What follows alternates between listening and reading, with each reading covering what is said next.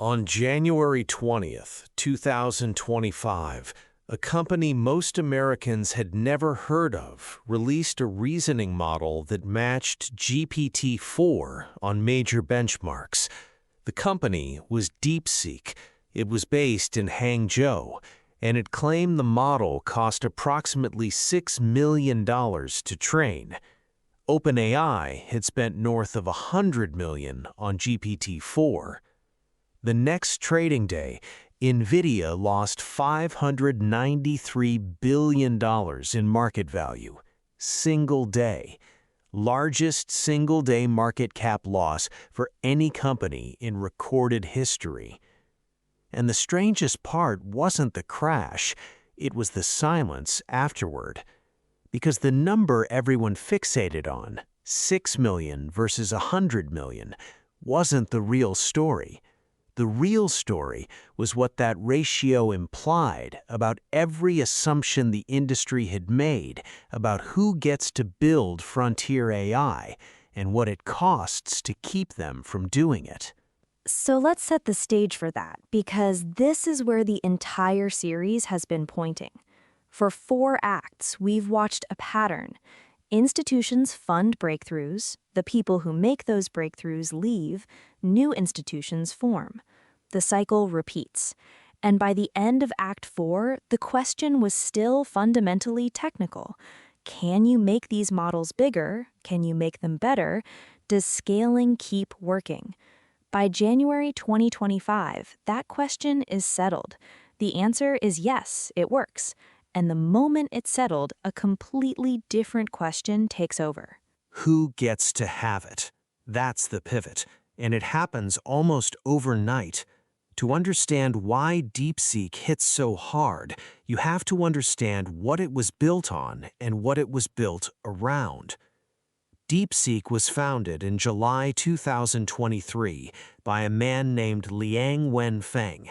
He co-founded High Flyer, a quantitative hedge fund, algorithmic trading, mathematical modeling, the kind of operation that already has massive compute infrastructure and deep expertise in optimization.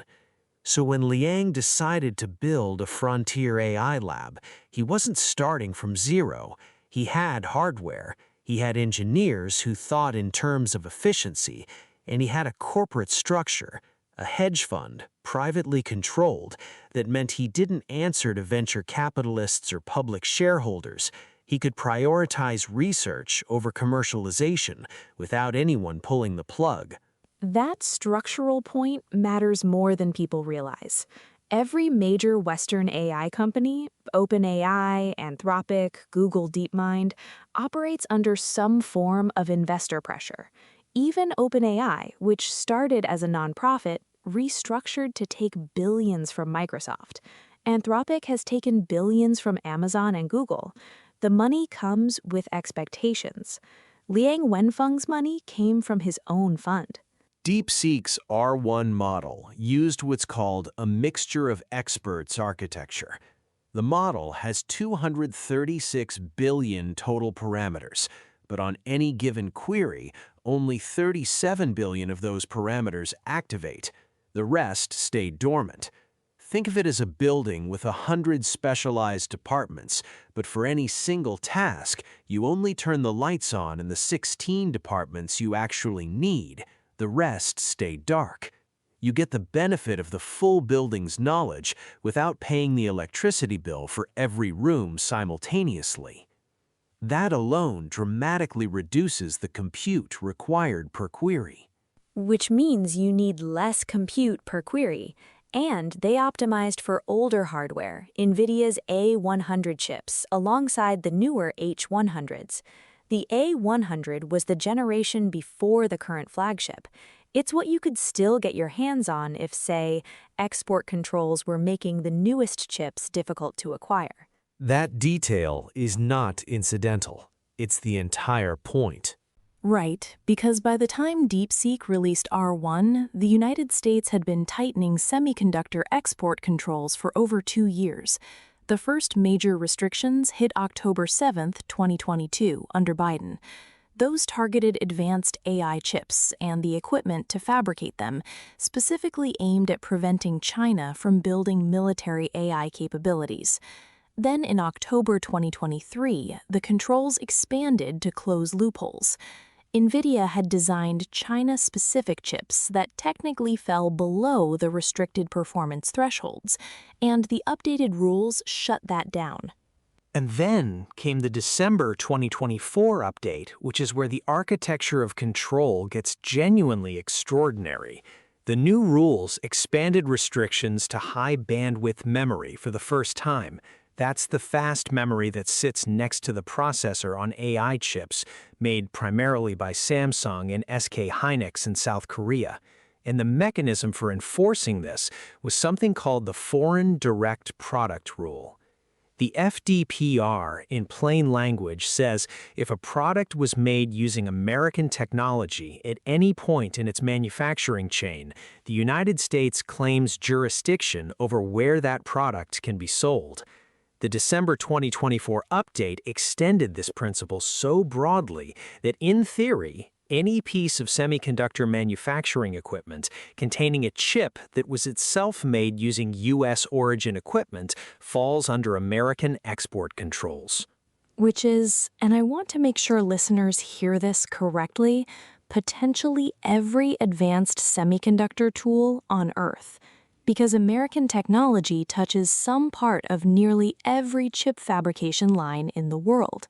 That is the scope of the claim. Whether it's enforceable is a different question, but the claim itself represents something new in the history of trade controls. The United States is asserting jurisdiction not over American products, but over foreign products that have American technological ancestry. And the December 2024 rules explicitly reward allied nations, Japan and the Netherlands, whose companies make critical lithography and etching equipment, with exemptions if they adopt equivalent controls. Countries that don't cooperate, South Korea, Singapore, Malaysia, Taiwan, Israel, face the full weight of the FDPR. And notice what the export controls are actually trying to prevent. The same pattern we've watched at every scale. The knowledge leaves the institution that created it. The transformer left Google. The scaling laws left OpenAI. Now the entire capability base is attempting to leave the country that funded its development. The export controls are an attempt to break the pattern at the national level. The question is whether a pattern that is held for 70 years through every institution, every acquisition, every founding can be stopped by trade policy. So you have an incentive structure. Align with American controls and your companies get market access. Don't align and the U.S. claims the right to regulate your exports too. And this is the world DeepSeek trained its model inside of. Restricted access to the best chips, potential restrictions on the tools to make alternatives, and despite all of that, $6 million, benchmark performance matching GPT-4. Which is why Nvidia lost $593 billion in a day, because Nvidia's entire valuation thesis rested on a specific assumption, that frontier AI requires the absolute best hardware in enormous quantities, and only Nvidia makes it. DeepSeek's existence suggested that assumption might be wrong. If you can match GPT-4 with older chips and clever architecture, maybe the bottleneck isn't as tight as the market priced in. The reaction was global and immediate. Trump called it a wake-up call. Italy banned DeepSeek's app on January 30th over data protection concerns. Australia banned it on government devices, citing national security. Within days, DeepSeek was the #1 app on both the Apple App Store and Google Play. 57 million downloads globally, over 22 million daily active users. And the competitive shockwave inside China was just as significant. Before DeepSeek's breakout, Baidu's CEO Robin Li had argued that closed-source models would dominate the Chinese market. Within days of DeepSeek overtaking ChatGPT in U.S. App Store downloads, Baidu and others began open-sourcing portions of their own models. Alibaba accelerated its QM 3.5 release. ByteDance unveiled Cdance 2.0. The Chinese AI ecosystem reorganized itself around DeepSeek's proof of concept in weeks.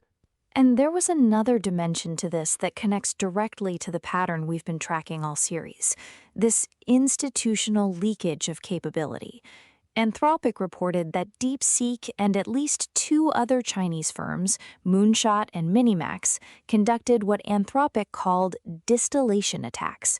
They queried Claude over 150,000 times systematically to replicate its capabilities.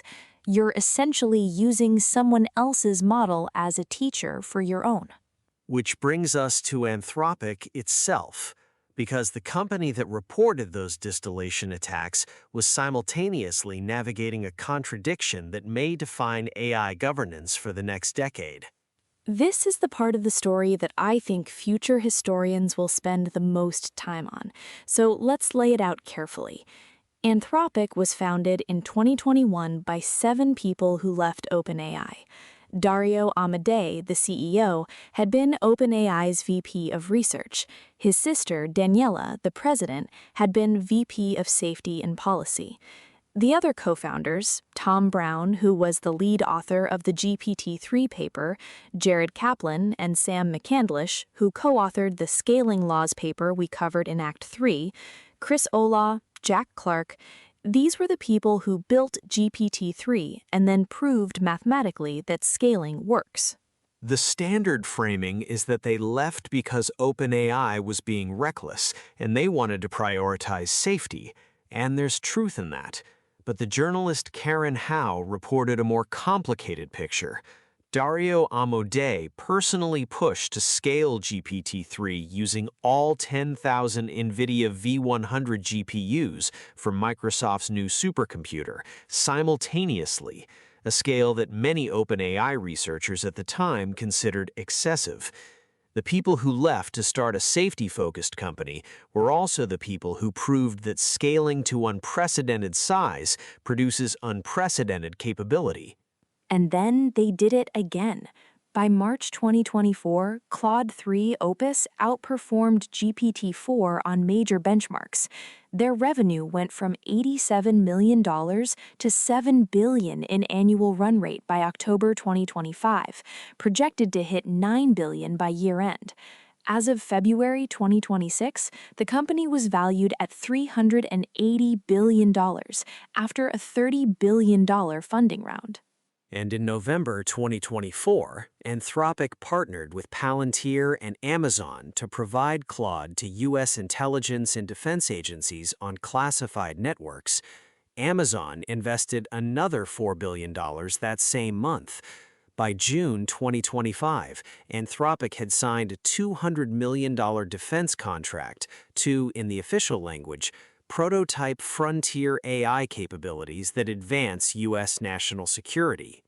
So here's the company that was founded on the premise of AI safety, whose entire brand identity is responsible development, taking $200 million from the Pentagon. And then, in February 2026, Dario Amodei refused a Department of Defense request to remove contractual prohibitions on Claude's use for mass domestic surveillance and fully autonomous weapons. The DoD, under Pete Hegseth, labeled Anthropic a supply chain risk. The Trump administration ordered U.S. agencies to stop using Claude. On March 26, 2026, a federal judge issued a temporary injunction ruling the DoD's actions appeared to constitute, and this is the court's language, classic First Amendment retaliation. Multiple organizations filed supporting briefs. an AI company signing a defense contract and then refusing the Defense Department's demands and then winning initial court protection against retaliation, there is no precedent for this in the industry. None. And it exposes something that no existing framework can handle. Anthropic built the tool. The government wants the tool. Anthropic says you can use it for these purposes, but not those purposes. The government says we decide what we use it for, and a federal court says actually the company might have the right to set those terms. Who controls the capability? The company that built it? The government that funded portions of its deployment? The court system interpreting constitutional principles written 2.5 centuries before anyone imagined this technology. And meanwhile, the hardware that all of this runs on belongs to a company that's now worth more than the entire UK stock market. Nvidia reached a $5 trillion market valuation on October 29, 2025. It became the first company in history to cross that threshold. To put that in perspective, Nvidia's market capitalization exceeds the combined value of every publicly listed company in the United Kingdom. It exceeds the combined stock markets of Canada and Mexico. In November 2025, Nvidia replaced Intel on the Dow Jones Industrial Average.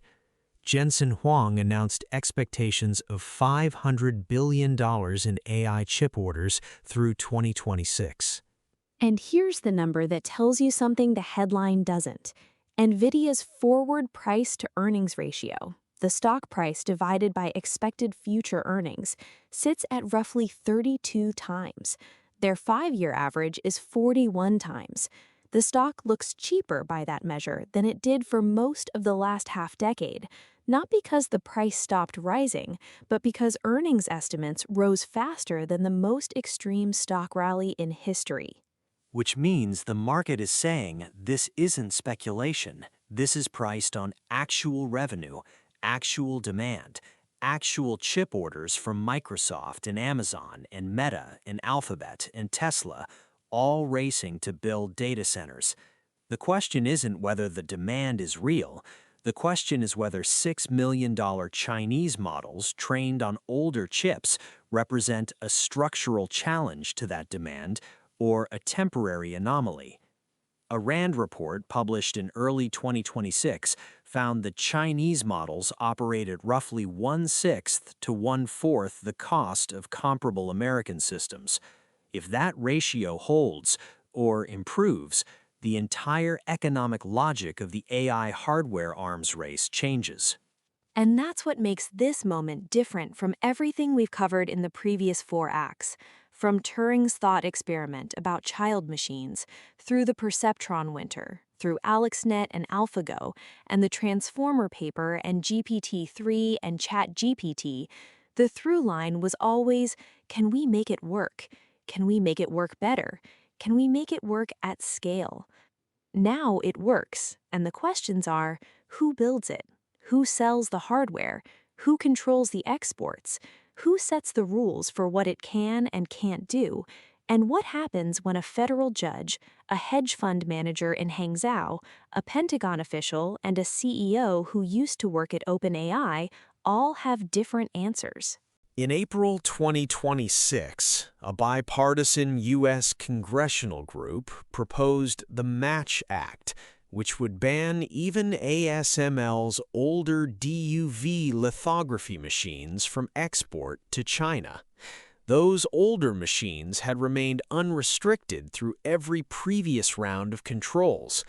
China accounted for 33% of ASML's sales in 2025, expected to drop to 20% in 2026 before these proposed restrictions even take effect. And China wasn't passive. It retaliated with bans on critical mineral exports to the U.S. and launched an anti-monopoly investigation into Nvidia. So the export controls designed to preserve American technological dominance are accelerating the very innovation they were meant to prevent. DeepSeek, trained partly on domestic Huawei Ascend chips, reportedly previewing its V4 model to Huawei for hardware optimization, bypassing Nvidia and AMD entirely. This is the pattern that no policy framework has solved. Restriction drives innovation around restriction. The tighter the choke point, the more pressure builds to find alternative routes. and every alternative route once found permanently reduces the choke point's leverage. So we started this series with a man in 1950 asking whether machines could think.